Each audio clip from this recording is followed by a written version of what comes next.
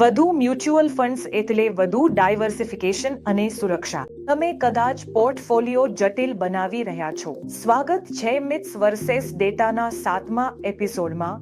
વધુ mutual funds એટલે વધુ ડાયવર્સિફિકેશન. તમને લાગે છે કે વધુ ફંડ્સથી સલામતી અને રિટર્ન્સ વધશે કારણ કે કોઈ એક તો ચાલશે જ. પરંતુ વધુ ફંડ્સથી ઓવરલેપ થાય છે અને યોગ્ય વૈવિધ્યકરણ મળતું નથી. અત્યારે ફ્લેક્સી કેપ કેટેગરી લોકપ્રિય છે, જેમ કે જાણીતું પરાગ પારીખ ફ્લેક્સી કેપ ફંડ. પરાગ પારીખ ફ્લેક્સી કેપ અને એચડીએફસી ફ્લેક્સી કેપના નવેમ્બર 25ની ફેક્ટશીટ મુજબ બંનેમાં 21 કોમન સ્ટોક્સ છે.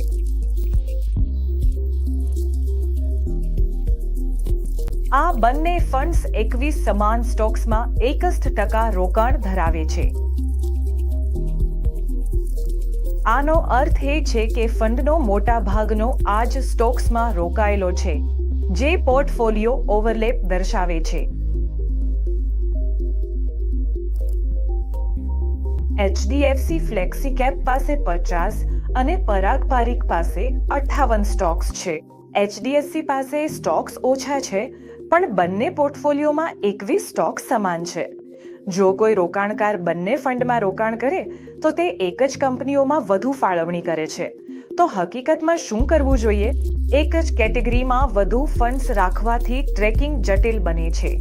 જો હું 100 રૂપિયા 10 ફંડમાં વહેંચું તો દરેકમાં માત્ર 10 રૂપિયા આવશે. આ સ્થિતિમાં કોઈ એક ફંડ સારું પ્રદર્શન કરશે તો પણ કુલ પોર્ટફોલિયો પર તેની ખાસ અસર નહીં થાય.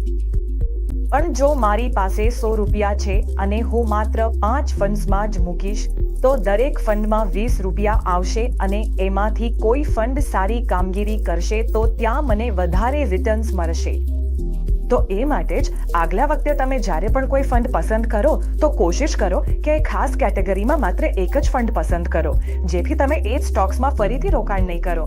અને જો ડાયવર્સિફાઈ કરવું જ હોય તો અલગ અલગ મ્યુચ્યુઅલ ફંડ કેટેગરી સાથે ડાયવર્સિફાઈ કરવું હંમેશા સારું રહે છે. તો આ કેવી રીતે કરવું અને કઈ કઈ કેટેગરીઝ હોય છે મ્યુચ્યુઅલ ફંડના કેસમાં, એ પણ હું આવનારા એપિસોડ્સમાં કવર કરીશ. એ માટે જ ચેનલ સાથે જોડાયેલા રહો.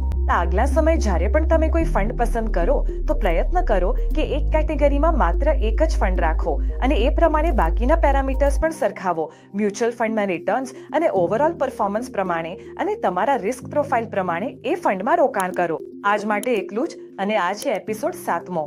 ફરીથી મળીએ છીએ આગળના એપિસોડમાં.